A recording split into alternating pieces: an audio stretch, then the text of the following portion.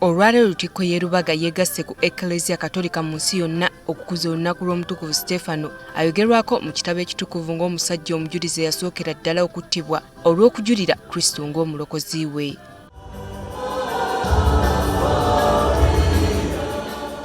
Ekitambiro ky'emmisa kino ekibaddemu n'okubatiza abaana 71 kiyimbiddwa amyuka bwanamukulu wa Lutikko eno Father John Mary Walugembe. Mu kubuulira kwe Father Walugembe asabye abakkiriza okujulira Yezu Kristo n'okumusembeza mu bikolwa byabwe baleme kukoma kumwogerako bwogezi. Kristo tuleme kumumanya bumanya naye Kristo tumukwate mu bikolwa byaffe.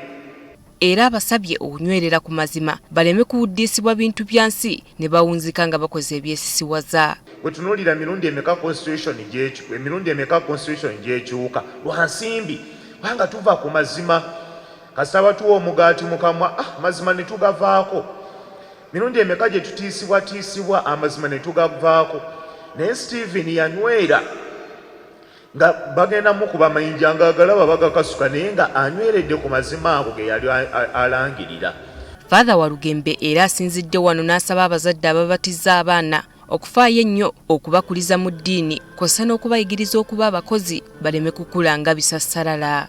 Abaana tubayigirize okunywera ku ekyo kye bakkiririzaamu. Abaana tubayigirize okubeera abantu abakozi. Tubayigirize okubeera abantu abegonjebwa. Tubayigirize empisa ennungi gwe wamma ezidda ku Kristo Stephen omutuukirivu ze yajulira.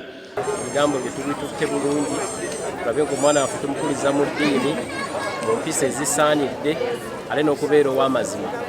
Agaane kubeera nti muli wanguzi oba nti asooka kukwata ssente okubeerawo ekituufu ky'aba asazeewo.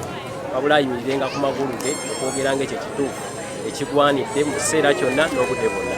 Okubatiza ye ntandikwa y'okuyingiza omwana mu ddiini n'omukuliza mu ddiini ng'atya Katonda ng'ate ng'atya n'abazadde.